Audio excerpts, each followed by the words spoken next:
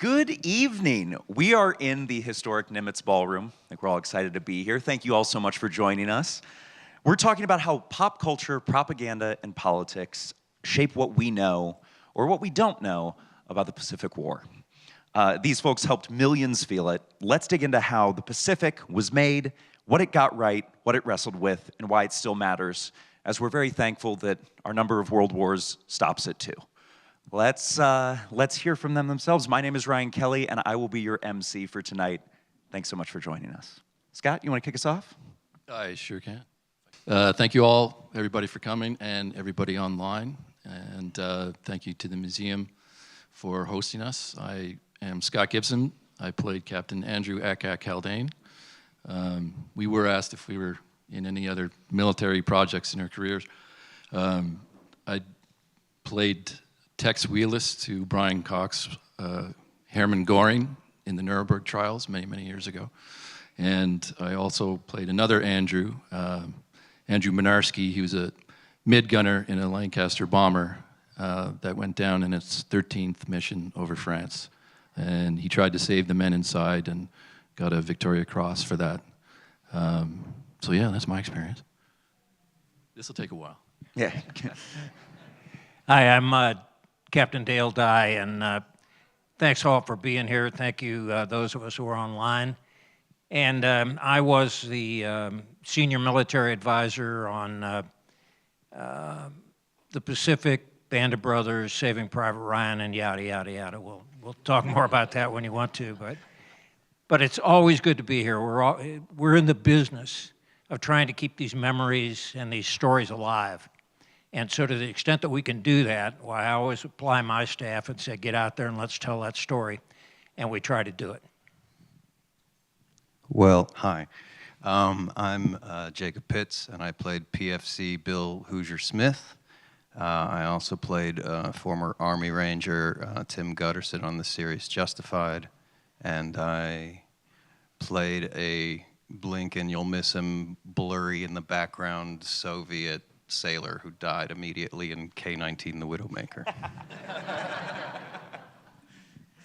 Hi, I'm Joshua Baton. I played Sergeant J.P. Morgan in the Pacific, and I've played Marines and naval officers and also a suicidal Army private on Justified, and I'm just happy to be here.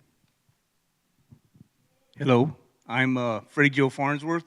I was one of the tech advisors with Captain Dye, as well as I played Lieutenant Stumpy Stanley. When Scott died, I took his place as the company commander. I also did Band of Brothers with Captain Dye. I did Overlord, I could sit here all day as well. Captain America, World War II. Yeah, that's it. That's fantastic. Thank you, gentlemen, for joining us. Yeah, whoa. Scott's eager to go. Okay, that's... Now, one thing that we want to talk about and figure out, what is one myth about the Pacific Theater that you hope the series corrected? It seemed like the series was focused heavily on these true stories, what really happened. Is there something that comes to mind for any of you that you think you guys did and it was well done? Let me see if I can take a shot at that. One of the things that we were very concerned with, we had enormous success with Band of Brothers, and we had set the bar way up here. And then we decided to do the Pacific. And when I was talking with Spielberg and Hanks and these guys, and I said, you know, that's a whole different animal. The Pacific is horror. Pacific is dirt, sweat all the time, killing people that don't look like you. And the environment is as much an enemy as the enemy. And it's going to be gritty and brutal. And I want to make sure that you understand that, so that when we start telling these stories and we see what happened on Peleliu, we see what happened on Okinawa, that you know, we won't be trying to pull any punches. We can't pull any punches. If we're going to do this, we got to do it right. And the Pacific, I think, did that. Does that help, or did I even answer the question? I think you nailed it, Captain Dye. That was perfect, and based on the awards won and how it's affected millions of people, I think you guys did great with that. That's fantastic. the Pacific was physically and emotionally intense, I've heard. What moment from filming sticks with you guys the most? From filming. Oh. I think the biggest sequence for me was in EP6 scouting where the Japanese were up in the hills, and Haldane takes that small squad up there, Hillbilly and Bergen and Sledge, and just knowing that that position was too fortified. It was a beautiful sequence and shot, and writing. You may have written some of that because the strike was on at that time. Yeah. The writer's strike was on, so all the writers just dumped a whole lot of stuff before the strike happened, and then the captain wrote some stuff. He wrote the "Never Walk When You Can Run" sequence as well. But that whole thing, and then leading the guys back down, and you know, just having a look at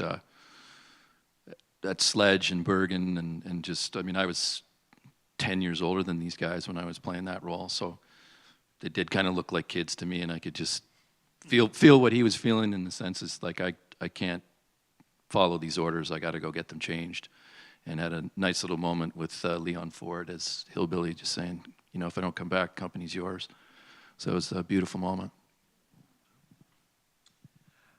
I always feel self-conscious talking about the hardships of filming a mini-series in front of actual former military, so I'll try to be.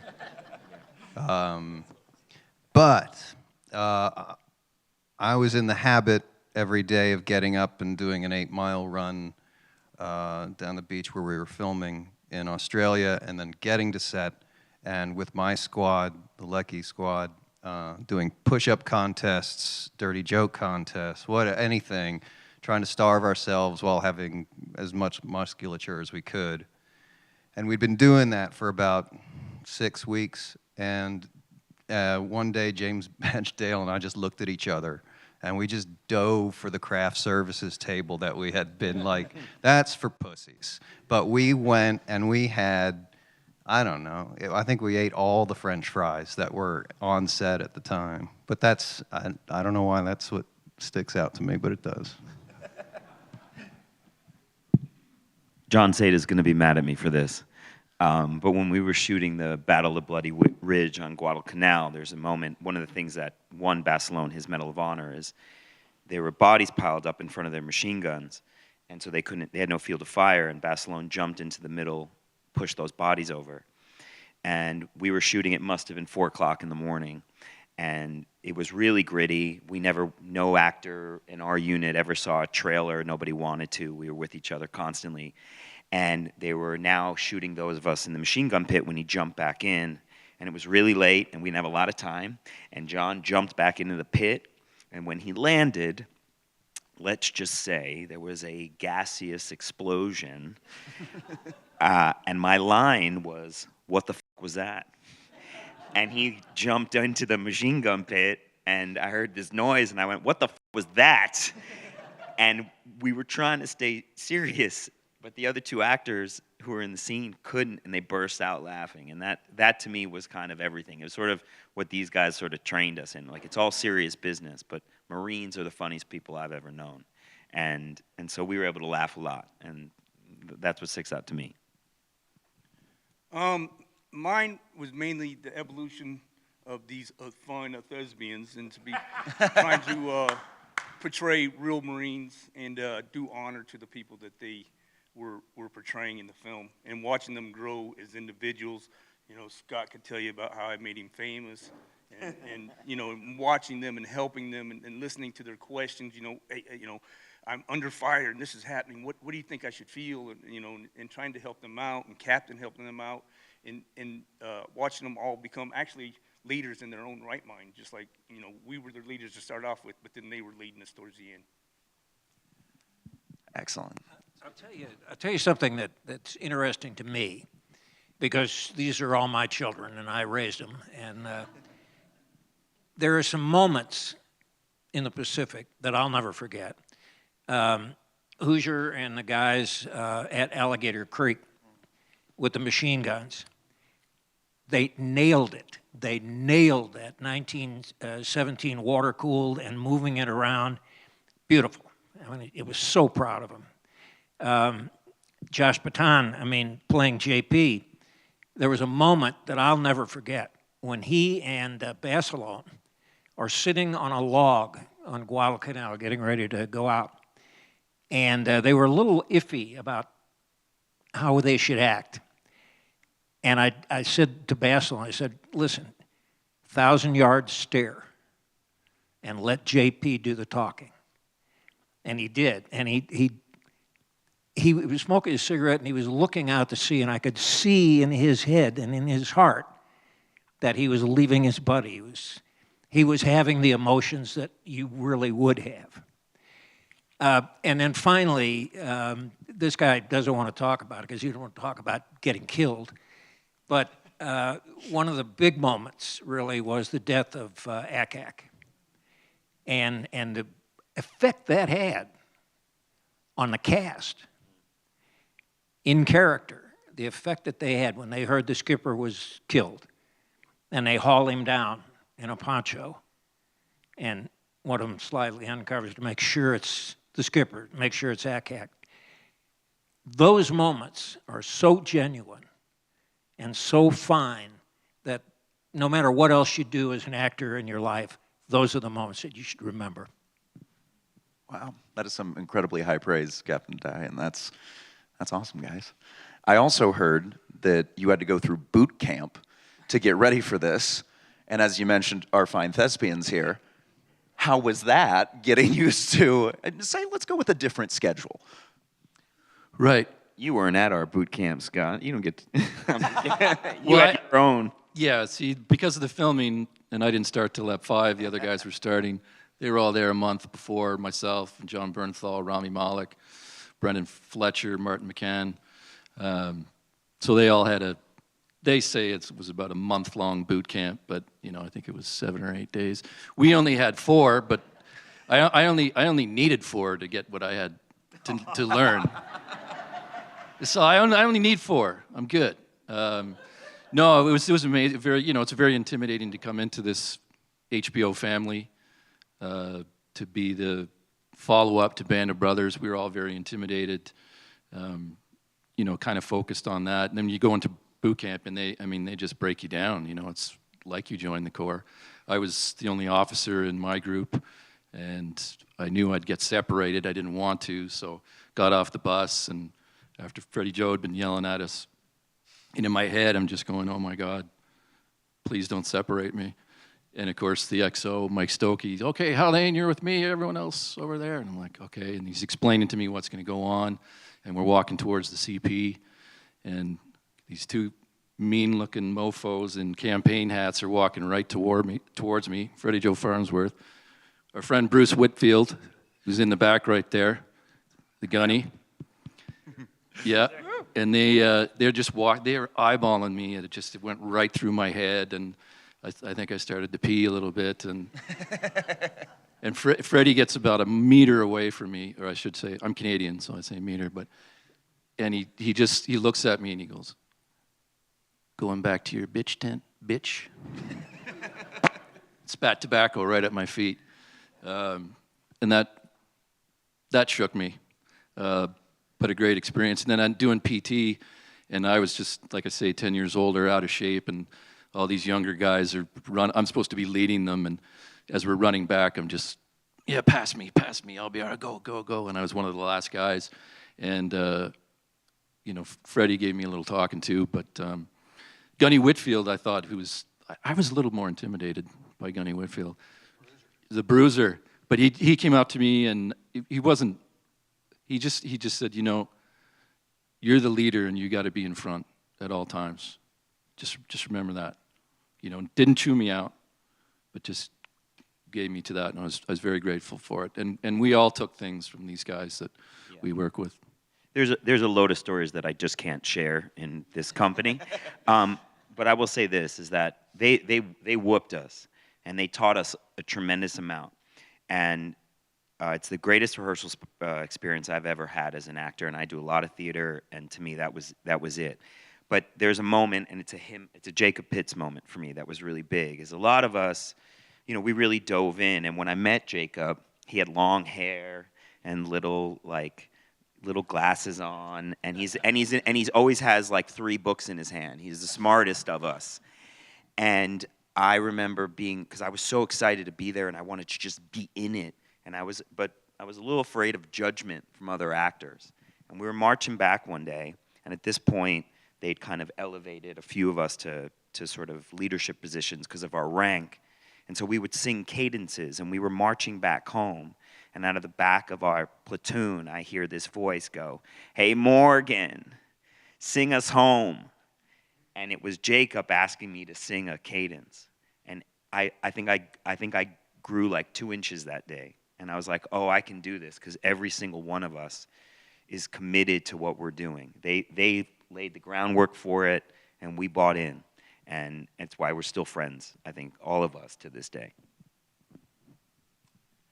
Again, I don't like talking about hardship during filming in front of former military, so boot camp was fine. I found my singing voice. Yeah. Beautiful voice. I think we should talk about that. But Freddie Joe, Captain Dye, you ran them through the ringer. Were you having fun while you did it, at least? Did it keep, Well, Freddie Joe did. Yeah. Because he's a sadist. But look, the idea is to reduce them to the lowest common denominator so that they're all equal. And you do that by beating the hell out of them.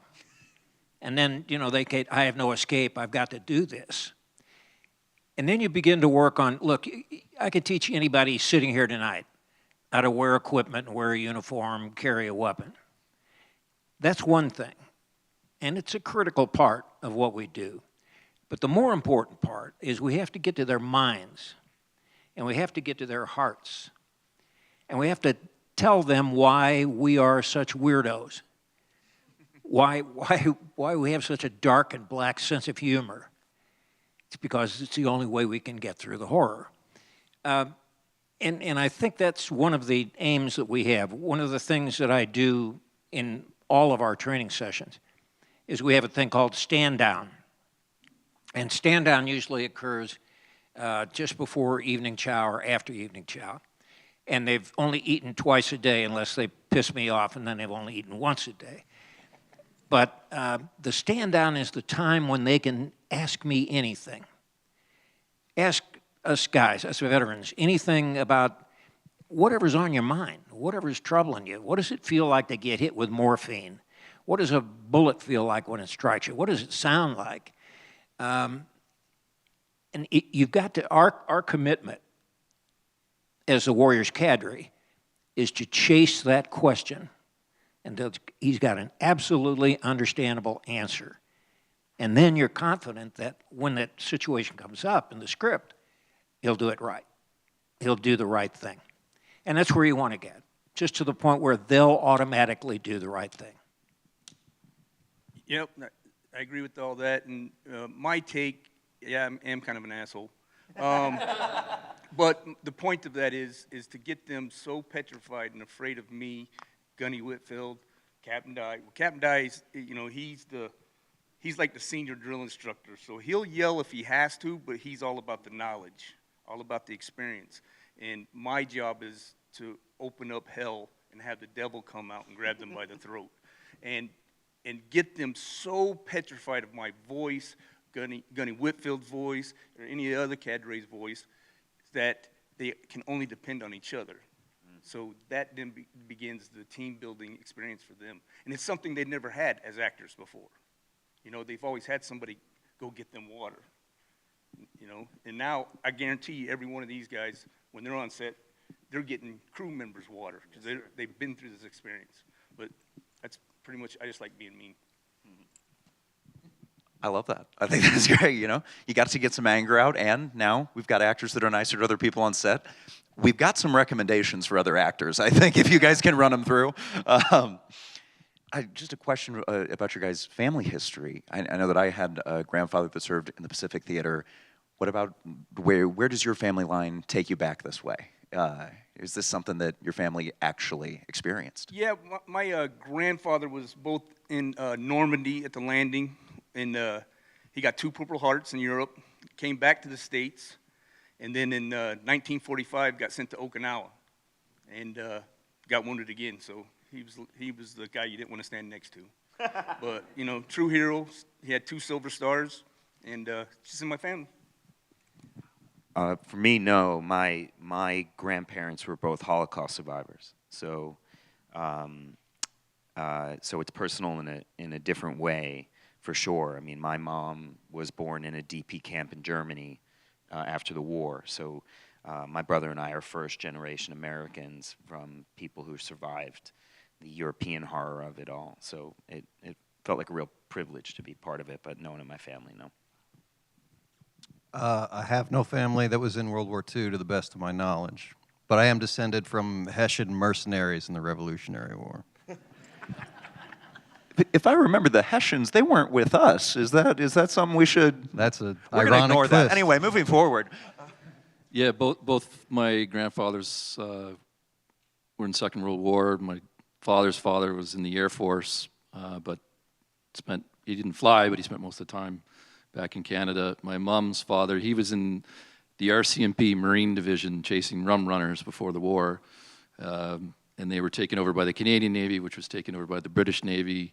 And over 6 years, he captained 9 different ships, sunk 2 subs, and was awarded the DSC, which is the 3rd highest medal in the Commonwealth.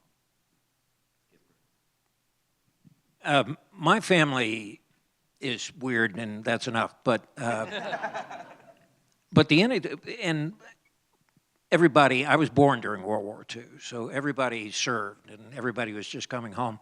But I want to talk a little bit more about my current family.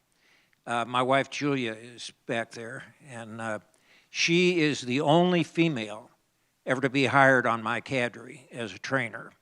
And she trained Lena Basilone and all the female Marines for that thing. That was Julia's thing.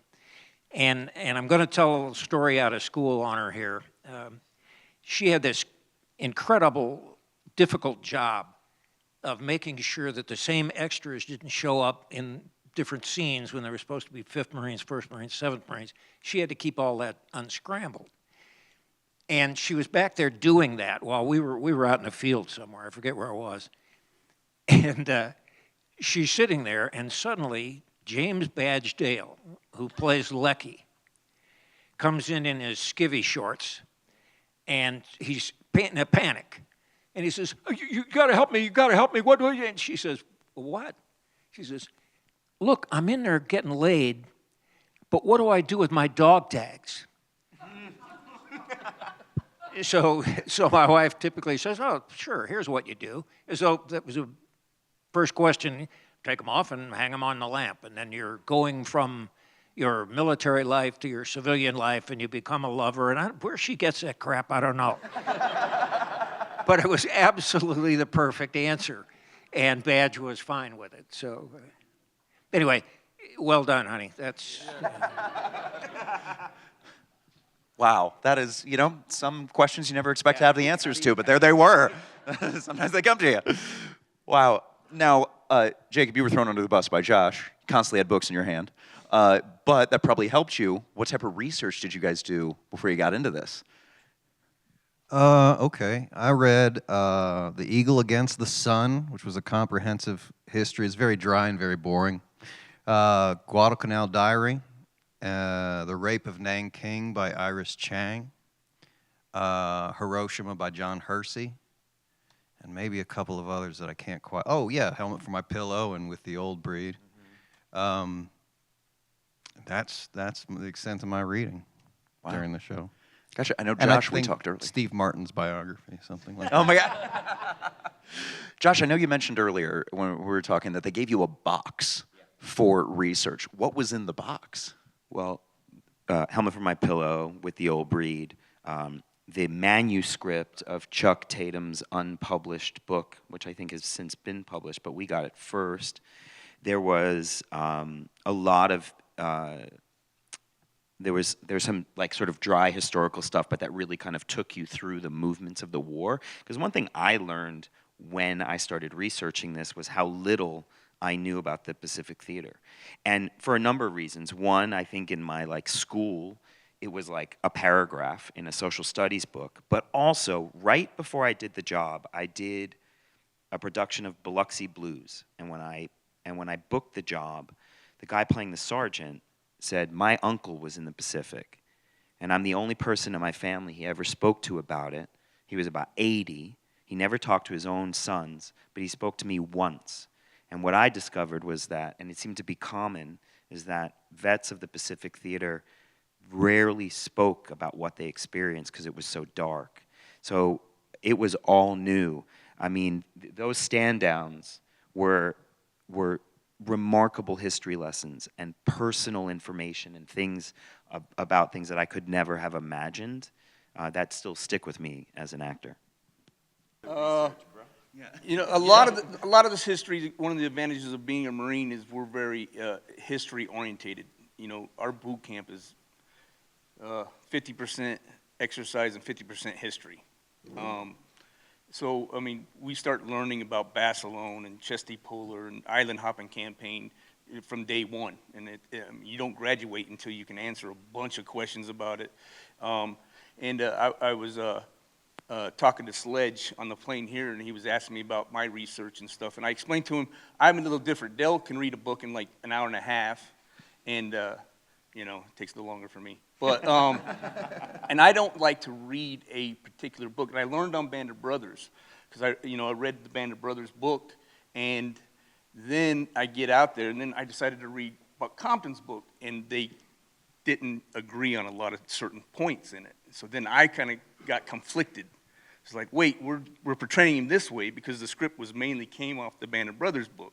But wait, this officer said this about this other officer. And it kind of, which we all, especially if any of us been in the military, you could do something and have 12 guys and all 12 of you say something different that happened. So what I try to do is read through the strong parts of each of the books that I can get, you know, and then create my point off the script so I can kind of keep everything rolling the same way.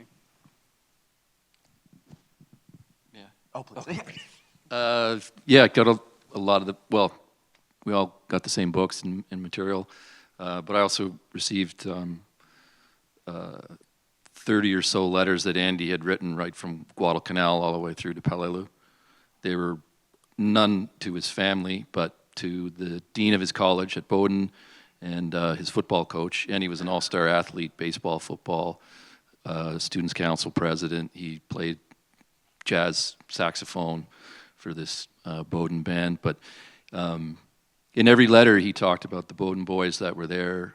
Ev Pope, Medal of Honor recipient, and a few other gentlemen. He always asked about the football team, how they were doing, and he remembered things from his coach, and he would say, you know, things that you taught me, I use in, you know, my leadership with these men, and it meant so much to me, you know, what you taught me, and I gleaned so much from these letters that I was able to incorporate into playing Andy. Wow, that's beautiful. Sometimes you forget that these were really normal guys who just liked playing football and loved their coach, and yeah, just, wow, spectacular. Well, right now we're going to open it up to our lovely audience here.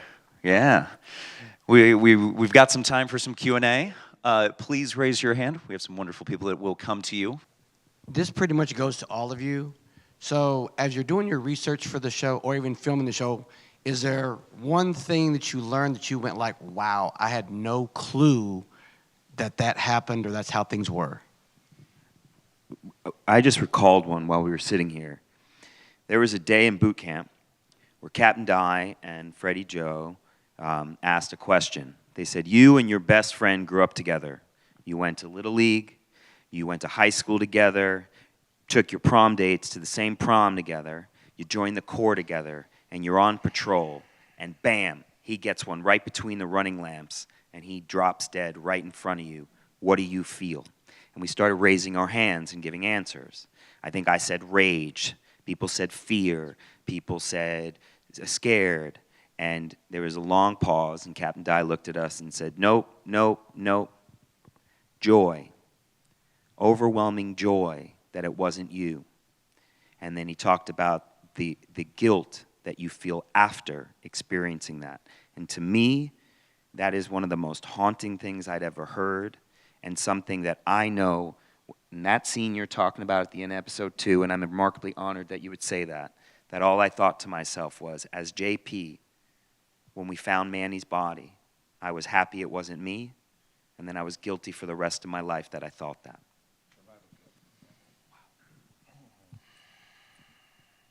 Come on, people. Yep. Well, Jacob's thinking, but he doesn't like to say things in front of veterans, so he's this. Hi, this one's for Scott in particular. Scott, how did playing Haldane affect you after the production and after the Pacific came out? I know, for example, you traveled to Peleliu. Could you talk a little bit about how that impacted you after the Pacific came out? Well, I mean, the series is just, it's grown in popularity. Over the past few years, been able to do, Zooms and podcasts and a few of these things. I can't say enough good things about what's happened to me. It's the best thing I've ever been a part of, and I feel, I owe it to Andy, I owe it to that generation to live my best life and to give back. So that opportunity to be here, to do any of these things, it means so much to me. And to go to Normandy and people recognize you for that role, so many military that have seen it, Marines in particular, that say how much the series affected them, or how much, there was a guy in Normandy a few years ago, he's with the 3rd Army, and we had a veteran from the 3rd Army that landed on Utah Beach, D+6 artillery man, and 3rd Army, there's a regiment up, maybe not a regiment, maybe 50 of them down on the beach getting some sort of tutorial, and we show up with this veteran, and then someone's like, hey, we'll get all those guys in we'll get pictures with them. Yeah, so someone runs to them, and this major comes back to the van, and I'm standing there outside, and Dennis Bolt, the veteran, was inside the van, and our driver, Mike Tarr, was in there, so the major leans in the window, and he's talking to them, and then he steps back, and he looks at me, and he just goes, I don't know your name, but I know who you are. That scene in Ep 7, and you start with that speech, never run when you can walk, never walk when you can stand, never stand when you can sit. And the following sequence where he talks about his watch, he gives Sledge the detail, wake me up in 20 minutes. And he said, when I was a company commander in Afghanistan, I would say that to my men every day. How does that not hit you? That you're a part of that, and that people get to see Andy through the portrayal that you've done. It's just, what an honor. It gives me so much, and I so appreciate any opportunity to get back. Andy, I want to thank you for coming to Lancaster, Texas, to Bergen's funeral. I think that was a remarkable thing for an actor to do for one of our veterans. Captain Dye, would it be possible for you to do a cadence for us? She would like you to do a cadence for us. Sure. Okay. You guys ready? Follow me. All right. Here we go.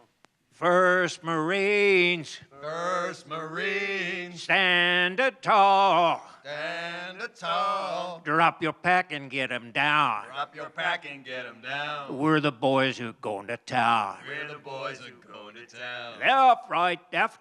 Left, right, left. Yeah, left, right, left. Your left, right, left. Your left, right, left. Your left, right, left.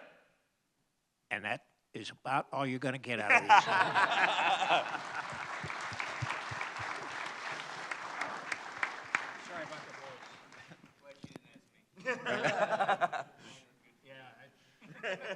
Got a question right here. Kina, we have a question right here. I was so struck by episodes about after the war and the looks on the actors' faces, and just wondering if you felt like those you knew, it felt like you understood more what it was like for people to come back from the Pacific World War, which I know there's still more information coming out. It was so horrific till now. And part of why I'm asking is my father survived concentration camps as a child in Indonesia, which was the Dutch East Indies then. Look, I think the post-war stuff, when Sledge comes home and that sort of thing, that's poignant. As those of us who've actually gone to war, like Freddie Joe and the Bruiser and some of the other, we always have that moment when we come home and somebody says, hey, how was it? Jesus, no. It's the last thing in the world you ever want to hear, ever want to ask. And I think the kids, Mazzello and James Badgedale and John Seda, no, Seda died on Iwo Jima, but I think what they were doing was trying to decompress from the filmmaking, which played right into their homecoming sort of thing. Probably the most difficult thing in the world, and one of the things that, you didn't ask me this, but I'm going to tell you anyway. When we did Platoon, anybody see that? Okay. Well, you better have, it's Academy Award. Pay attention, people. When that hit, what happened throughout the nation was that ice began to melt. Ice that had formed around us Vietnam veterans, where we wouldn't talk to anybody we didn't want to, we'd deny that we were ever there and all that sort of thing. Suddenly Platoon, and that ice starts to melt. And people would take their mom and their dad, believe it or not, or their kids to go see that film and say, that's why I won't talk about it. And what I realized at that moment was what a profound impact what we do can have not only on audiences. I mean, we can entertain you all day long, but it can have a larger impact. The onus there is on us to do it right. If we insist on it and get it right, we're doing something larger than just making a movie or making a TV series. You didn't ask me, but there you go. Yes, I wish my father would have been able to see all of you perform in Pacific. It's really a moving experience. He was 18 in 1944. He was working on a World War I era minesweeper, and he was a radio operator. And I know this story because I was complaining about stopping the car because my bladder was full, and he said, I'll tell you about discipline with a bladder. I was on a World War I era minesweeper, and I had 20 minutes left as a radio operator. I could not leave my shift, and within that 20 minutes, a kamikaze plane hit the head, and I would have been dead. So it kind of made my bladder issue a little minor. But he pulled an 18-year-old Japanese flyer out of the water, and he kept the doll that was in his pocket. It was a little wooden-headed doll. So I really wish he could have lived to see you all portray this, because I think he would have been very proud of how you portrayed. And I don't know, what do Marines think of Navy transport guys, I guess is my question. He was probably pretty lucky that he missed the kamikaze shot, but he wasn't on the island. It was Okinawa. He was right off Okinawa in the ship. We call them Hayes Gray hotels. Hayes Gray and Underway, an amphib. And there's various classes, LHA, LPD, LSD, and they all suck, about like a Hoover vacuum cleaner, but you're a Marine, and you've got an anchor on your ass, and you're going to go to sea. So we put up with them. Doesn't mean we don't harass the squids, we do. But that's all part of surviving. Any other questions? Looks like we have one towards the back. A question I want to address for y'all is regarding, throughout the series, did y'all have any interactions or interfaces with the actors portraying the Japanese, and would there have been any kind of tension? And kind of going on that, did y'all kind of develop any kind of feelings towards America's enemies from the war that y'all didn't really hadn't really considered before? You know, I was really waiting for this question, and thank you. One of the philosophies that we've had in making military movies is that the bad guys can't be cartoon cutouts. They can't be just some mist off in the background waiting to get, to get their head blown off. It's true that the Germans and the Japanese were tough soldiers, and they knew what they were doing. So when it came time to do the Pacific, we got one of my staffers, Hartzell, and he's a Japanese expert. He's absolutely studied it all his life. And we formed a Japanese unit, and we trained them simultaneously with the U.S. Marine unit. And we were very serious about it, and trying to teach those 18-year-old Nisei kids about things like kamikaze or bushido or seppuku, the code of the warrior. They'd never heard of it, never heard of any of that sort of thing, didn't know anything about their Japanese history. But we really had to form that unit, and we kept them separate until we began to clash. They would stage ambushes and fire on us and all that sort of thing. And it was funny, as we went on through, eventually, some of the Japanese got to meet some of the Marines, and, they were just a couple of 20-year-old kids wanting to drink a beer, and it was fine. But they could snap it, and the minute they would be in uniform, ready to go.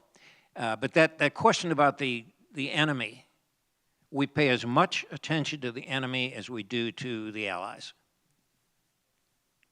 Yeah, and to add to that just a little bit, when these guys met the Japanese, they're waiting to, down I got the light, and they come like, hey, good day, mate.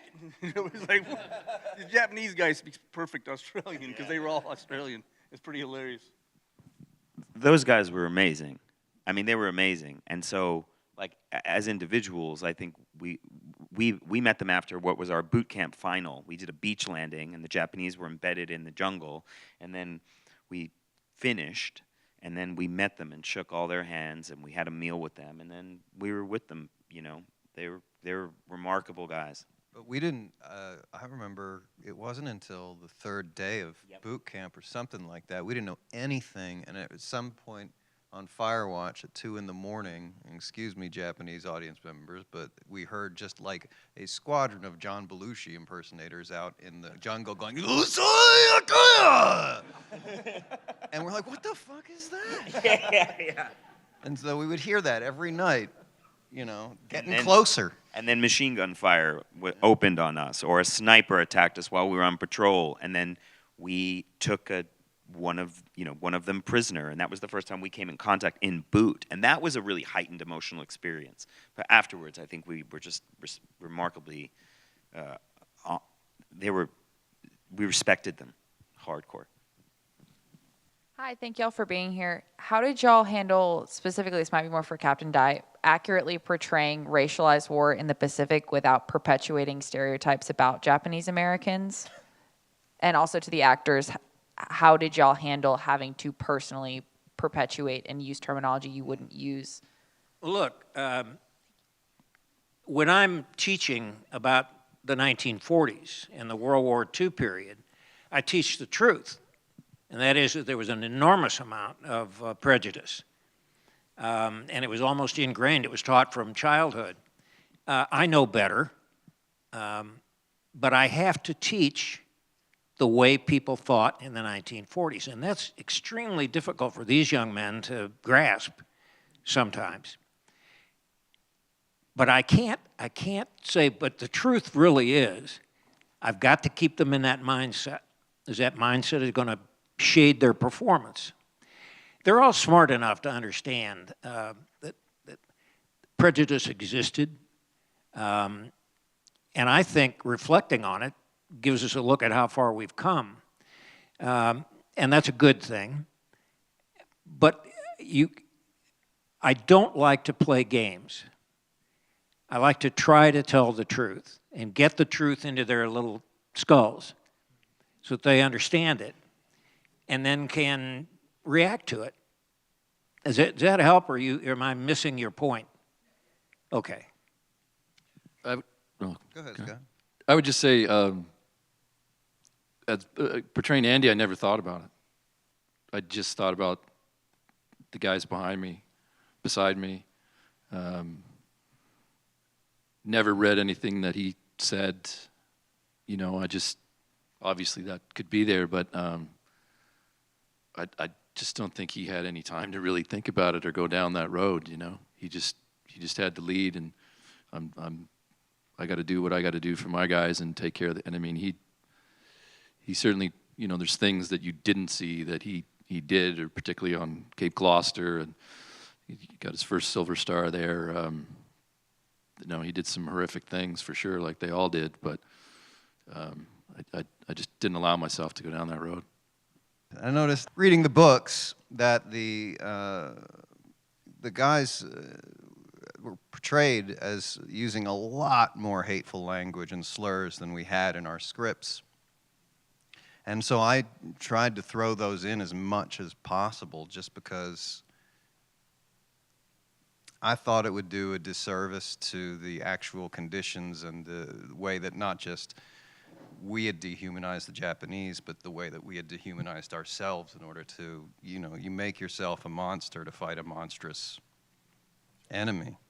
And I just didn't want to be dishonest about that. I don't think they kept a lot of those in the series, but, you know, it was, yeah, it was a weird, I tried to answer a question like this back in Hawaii when we did another event, and John said to stop me, and he goes, that's only something an actor can understand, trying to inhabit that kind of mindset at that time. I'll say one thing. It's not about the Pacific, but as an example, Ralph Fiennes in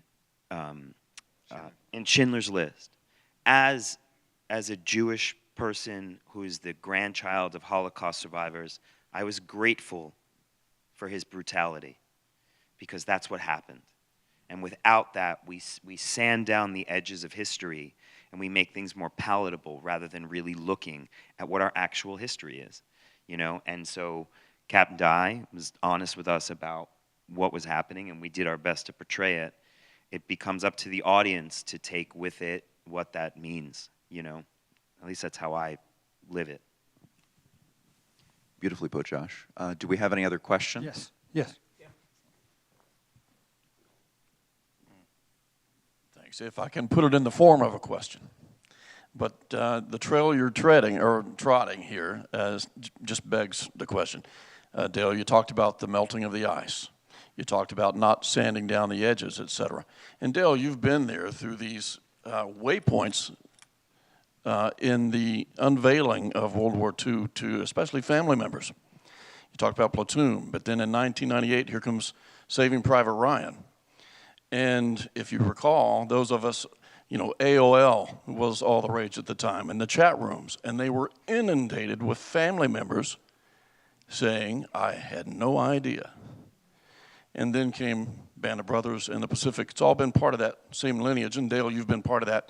Does that open any thoughts to you to be part of that? It's part of your legacy. I suppose it does. I think I was talking to my wife the other day about, you know, I'm 81, I'm not going to be on the earth much longer, but if she has anything to do with it. But I thought if there was going to be an epitaph that I could have, it would be he changed the way Hollywood made war movies, and that would be sufficient. You did. Because I really think that those moments that happened with Platoon and happened with Saving Private Ryan and happened with Band of Brothers and the Pacific, and I think we counted up the other day, we've done 112 projects, including video games and themed entertainment and all that sort of thing.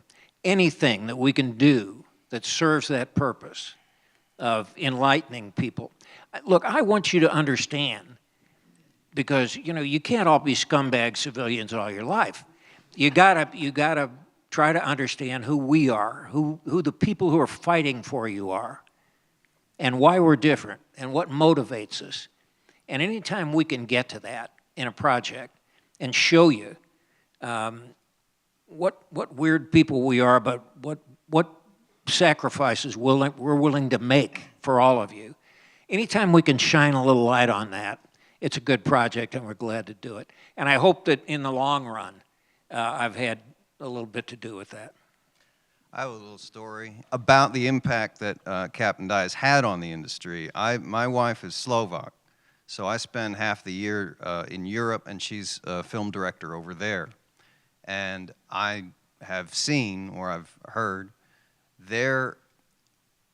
I did a few guest stars on a few other shows after Pacific, and one with Jim Caviezel, and various actors in doing former military roles. And those guys, most of these actors had a real knowledge of tactics and the weapons they were using. And compared to what I've seen on set in Europe, I mean, it's light years ahead of the knowledge that, over there, because he built an entire infrastructure that has informed American actors and performance, and has raised the standard to a level that's just beyond anything in any other business. So. And Canadian actors. And Aussies and Brits. And I can add just a little bit to that. One of the cool things for me is, before these projects that Captain Dye did, and I was lucky to help out with some of them, a lot of family members come to me and say, my grandfather never talked about it. Never. But after Band of Brothers, or after Saving Private Ryan, all of a sudden he opened up. And that's what it's about to me. I have a question right here if we have time. Hey, fellas, thanks for carrying this on and sharing it with everybody. I really appreciate it. When you're actually filming the scenes, like in the battle scenes, do they have like sounds going off all around you, like you feel like a bullet went past your head, or something exploded near you, or is it dubbed in, or how does that work? Yeah, we do indeed. And I usually carry a weapon with blanks. In case the scene is dying, I juice it up with a couple of bursts here and there. But no, we do. And part of the training that we give the kids is so that they can live with that. They understand that. They understand that's going to happen. They know what it's about. So we try to do that in training so that their actions when we're rolling cameras are just automatic. You know, they know exactly how to reload their weapon, know exactly what the shooting positions are. They don't need any help. And lo and behold, the whole scene will come alive. And so the mortars and that sort of thing that are going off usually don't bother them a bit. They know what to do, and they take off and do it. Yeah, when we were shooting Guadalcanal, for instance, there's a lot of safety measures involved, but you knew mortar fire here, and you're firing blanks. And to the precision point of, like, at one point I had to shoot, drop a weapon, grab a shotgun, shoot someone else. And those guys they had on what are called squibs, which are basically like blood packs that explode. So you'd point a weapon at someone, and blood would, and then there's pop, pop, pop, pop, and there's dirt flying in the air. So it was no acting required. It was happening around you, and then we were just doing our best to operate as a unit when we were in the midst of it, Yeah, I mean, crossing the airfield, I mean, I asked RV, because I'd met him a few times before he passed, and I was like, what was your hardest day? And he just said, crossing that airfield. These guys were running, guys were walking, guys were in shock. Seemed like it took forever. It was probably only a couple minutes, blue sky, and when we filmed it, that set was incredible. The airfield, the admin, keep the kangaroos from jumping through the sand. Yeah, they jump through my shot when I'm talking to Daniel's trying to take his weapon away, and boing, boing, boing. But they had the full contingent of background. I think that they getting the wide shot. I mean, there was 300-400 background. We're in the foreground, and I mean, you rehearse it so many times because where everything blew up, and then you got machine guns, weapons going, and it was long enough into the process that you just sort of took that for granted. You're still amped up, but it was just, you know, insane to see that. And when I went to Peleliu for the 80th anniversary with a few friends, my fire team, couple Marines, Tracy Hunter, and seeing that admin building, it looked exactly, I felt like I was on set. And the Marines had recently rebuilt the airfield, and of course all the foliage is back, but just how long it was. We did run across it, which was pretty cool. I jumped over a puddle because I didn't want to jump into it. Because it was so humid there, I didn't want to get my feet wet. And I'm just thinking about if the skipper was there, or Freddie Joe, how badly they'd ream me out. But it was just incredible, the detail that for everything we shot. You know, and one of the things, you talked about distractions of all that's happening around you. Bruce Whitfield, Bruiser, our gunny, is an old mortarman. And Eugene Sledge was a 60-millimeter mortarman, along with his crew. So we paid special attention. I said, Bruiser, teach them everything they need to know about mortars. And he did. And if you look at the scenes where Sledge and his crew are firing the mortars, half load hanging up there and pulling the increments and all that detail work is incredible. And Bruce did all of that. It was, every bit of it showed on camera. It wasn't a wasted moment in that thing, and that's the kind of stuff we can bring to camera. For our wonderful online audience, we will be wrapping up. Thanks so much for being here.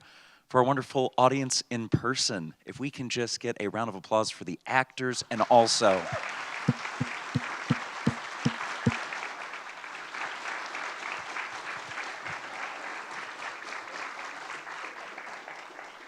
if we could, a special round of applause for our veterans and the people that have changed the industry. Captain Dye, Freddie Joe, Bruiser.